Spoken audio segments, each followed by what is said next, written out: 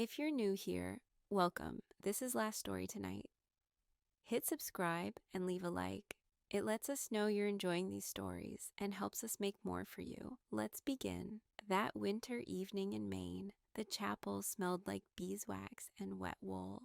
I had wiped the pews after dinner, checked the reading worksheets for the freshman tutoring group, and stacked the soup pots so they wouldn't rattle after lights out. 10 years had taught me the roots. Dorm to refectory, refectory to garden, garden to laundry, laundry to chapel. My keys made a small ring in my pocket. I liked knowing which one fit each door. The students drifted in with chapped hands and tired faces. Finals week. Someone coughed through the opening hymn. I mouthed the words and felt nothing snag, just the sound of my own breath and that old ache in the ribs you get when you hold it too long. The priest used the same homily he tried every December, waiting hope candles against the dark. I kept count of knots on the rosary because counting was easier than hoping. After the service, I stayed behind to blow out the side candles. Sister Margaret found me there, her shoes clicking once on the stone before she stopped. She had the kind of face that stayed the same in every weather. "Grace," she said, "you've been restless." "I'm fine," I said. It came out automatic, practiced like grace before meals.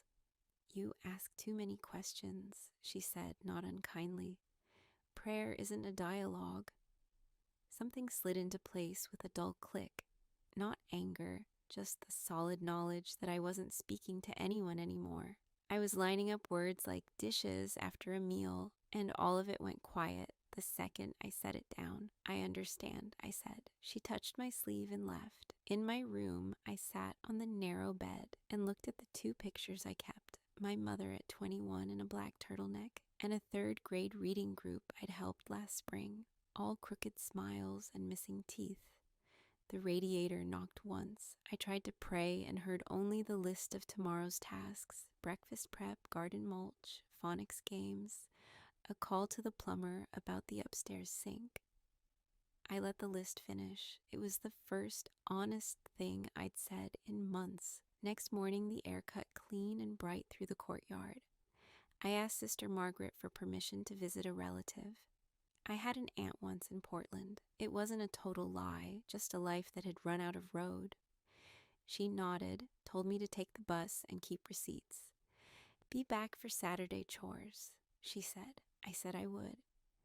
I packed a tote with a sweater, clean socks, a small notebook, and the copy of Augustine I never finished. I left the keys in their labeled tray. No ceremony, no note. Someone else could lock the pantry. At the stop by the college gates, a lanky boy in a beanie asked for a light and apologized when he remembered where we were. I told him to keep his hands warm anyway. When the bus pulled up, it let out a breath like an animal. I climbed on, paid cash, and took a seat halfway back. Pines flashed by, and then the river with crusts of ice like shattered plates. I waited for the pinch of guilt, but it didn't come. What came was space, the kind that fits in your lungs and stays. I watched the campus shrink in the window, the steeple dropping behind the bare tree line. I thought of Sister Margaret's line, the way she'd said it like a rule printed on a wall. Prayer isn't a dialogue. Maybe she was right. Maybe conversation belonged to people who would answer. The driver switched on local radio. Weather, a lost dog, a fundraiser for the fire department. Ordinary life rolled past like mile markers. I pressed my palm to the window, felt the cold through the glass, and realized that for the first time in years, I wasn't hiding, promising, or bargaining. I wasn't running either. I was just breathing, and it was enough to keep going. By late morning, the bus let me out at a coastal stop with a vending alcove and stacked traps. I fed change into a machine that promised cappuccino and poured something the color of cardboard. I was debating a second try when a boxy truck rolled up. The driver leaned out and tipped 2 fingers. "You look like someone who needs more than caffeine," he said. "I'd settle for anything not sweetened with regret," I said. He laughed. "Eli, I move coffee beans up and down the coast. Headed to Portland? I can take you." The wind came off the water, hard enough to sting. The schedule had more gaps than times. I nodded. He opened the passenger door. Burlap sacks lined the cab behind the seats. "Seatbelt," he said. "These roads like to test the shocks." We eased onto Route 1. The cab smelled like gum, oil, and raw beans. Eli drove with both hands in a calm focus. After a few miles, he asked, "You local?" "Was. College down the road?" I paused. "I'm between things." "That a polite way to say leaving?" "It's a precise way," I said. "Polite would be a postcard." He smiled. "I used to sing in a church choir." Tenor who fudged the high notes, left when the suits asked for forgiveness they had no plans to use. Too many lies and sacred clothes. "I don't have a choir story," I said. "Just a lot of rooms with rules. Rooms get small if you never open a window." We rode without pushing it. The radio gave weather, then old soul tracks. When a turnout appeared over ledges and slate water, he signaled. "I've got a thermos," he said, "and the view's free." We stood with our cups. The coffee was strong. "You don't say much," he noted. "I've said enough prayers for a lifetime," I said. He nodded. "Try people." They answer back. Sometimes, back on the road, he told me about his brother, a priest who ran a shelter until bad wiring and a box fan undid the place. No one died, but the building never reopened. The adjuster shook hands like a banker and smiled like a funeral. I said I remembered the story and that I'd been part of a world that thought a prayer walk could fix what needed drywall and honesty. "You getting off in Portland?" he asked when cranes appeared through the mist. "I don't know yet." "Fair. Ride along while I drop the afternoon route, a couple cafes, and a roaster near the pier. Charges tolerating my singing if the radio fails." "Deal," I said. It felt like choosing air over ritual. By mid-afternoon, we hauled sacks into a shop called Second Breath. The owner stamped invoices on a milk crate and argued about grind size with a barista in a patched beanie. Ordinary life stacked up. Cups, tills, deliveries, names on chalkboards. On the way back to the truck, Eli bumped his shoulder into mine, testing whether I'd steady or step aside. I stayed put. The sky lowered toward dark. He started the engine. It caught on the second try. We headed toward a lighthouse town he said had rooms with views and chowder that didn't cheat. I didn't ask what tomorrow was. The road ahead was enough to hold. By the time we reached the next town, night had already soaked into the horizon. The road curved toward the ocean, where a small lighthouse blinked every 10 seconds. Steady, patient, indifferent. Eli parked near a diner that looked half asleep, but still served pie. "No vacancies," the woman behind the counter said when I asked about a room. "Tourist weekend. Try the inn up by the bluff, but they're probably booked too." Eli rubbed the back of his neck. "You can crash in the truck. I'll take the floor. I don't want to be trouble." "You're not." "The floor is softer than it looks." He ordered 2 coffees to go, added 1 slice of blueberry pie for morale, and led the way back to the truck. We climbed inside. The heater hummed like an old hymn. I gave him the better blanket from the back seat. The radio played a low blues track, a voice older than the road, singing about someone who left without a reason. Eli stretched out, one arm behind his head. "You ever think about going back?" he asked. "Back where?" "Wherever it is you left." "Sometimes," I said, "but I'm afraid I'd fit again, and that's worse than not fitting at all." He studied me in the dim light. "You sound like you used to teach." "Read with kids?" "Help them find the right words, that counts." For a while we just listened. Outside, the tide hit the rocks hard enough to be heard through the glass. He reached into his jacket and pulled out a photo, edges worn soft from years. 2 men stood in front of a white building with a cross above the door. "My brother's on the right," he said. "Father Daniel." That was before the fire. He wanted to rebuild, couldn't raise the money. "I remember that story," I said. "The news said faulty wiring." "Yeah." He looked out the window. He took it personal, like he'd failed every soul in there. "I was still with the church back then," I said quietly. "We collected for the shelter." "I thought we were helping." He gave a small shrug. "Maybe you were." Help just doesn't always fix what it touches. The song ended. The silence that followed wasn't heavy, just real. I shifted to reach the radio dial and our shoulders brushed. He moved to switch it off and our faces met halfway. The kiss happened in the middle of that small movement. Not planned, not dramatic, just there. A spark made of simple contact, like two people discovering they were still alive. He leaned back first. "You taste like salt," he said, smiling a little. "That's all that's left of Faith," I said. He didn't ask what I meant. We didn't talk much after that. He folded his jacket into a pillow, turned off the headlights, and the cab filled with the hum of the ocean below the bluff. I sat with my knees pulled close, staring through the windshield at the thin beam of the lighthouse sweeping across the dark water. Every few seconds, it found us, then let us go again. I didn't pray before sleeping. I just watched that light keep working, steady as breath.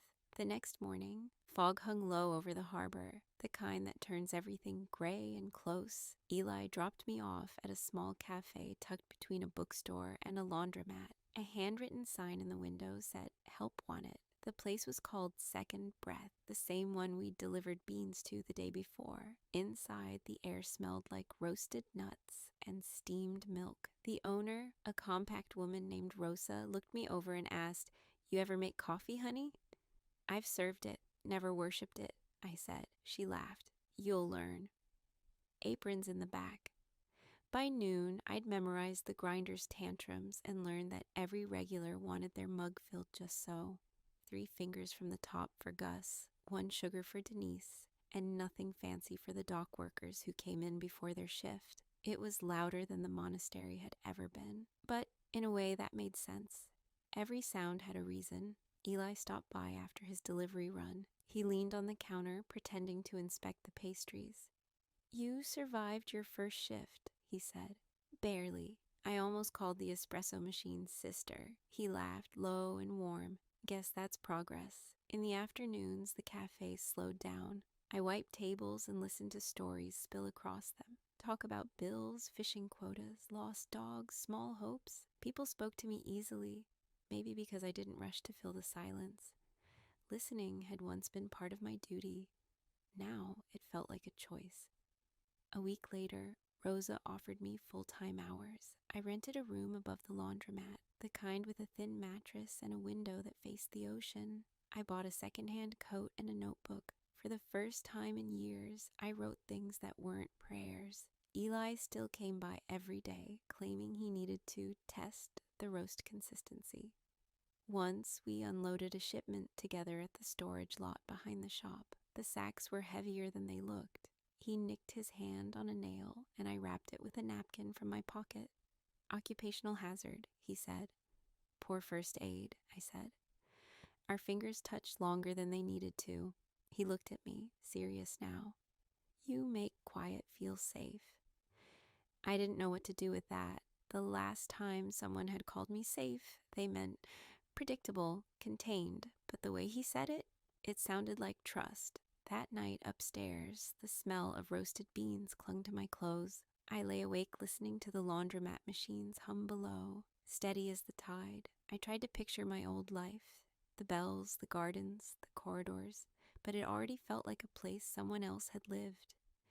For years, I tried to find peace through silence. Now it found me in the sound of cups stacking, milk steaming, and someone laughing behind the counter. For once, I didn't feel like I had to ask for permission to stay. 2 months later, the mornings had settled into a rhythm. Grind, brew, pour, smile. I knew most customers by name, and Rosa called me her steady hand. The tips weren't much, but the routine felt clean, like a life with edges I could see. That Tuesday, rain came early. Eli was on the road, delayed by a truck inspection, and I was working the counter alone when a woman walked in. Neat blazer, camera bag, notebook already open. She ordered a latte, then glanced at my name tag. "Grace," she said slowly, "you used to be at St. Catherine's, right?" "The convent by the college?" My stomach tightened. "A long time ago," she nodded. "I'm with the Coastal Ledger. We're doing a series on the investigations into church-run schools. I'd like to hear your story." "I don't have one," I said. She handed me her card anyway. Emma Klein, investigative reporter. If you ever change your mind. She left the card by the tip jar, paid in cash, and walked out into the rain. That night, I tucked the card into my coat pocket. I didn't call. But the next day, Eli noticed something in my face. "You look like you swallowed bad news," he said. "Someone came asking about the past." And I told her I wasn't interested. He leaned against the wall, arms crossed. "You can't just erase the past by making cappuccinos, Grace. At least I'm not hiding behind sermons anymore," I snapped. The words hit harder than I meant. His eyes cooled, not angry, just distant. "That's fair," he said, and left. The cafe felt smaller after that. Every sound too sharp, every smell too thick. I finished my shift and walked to the pier where the tide was climbing over the rocks.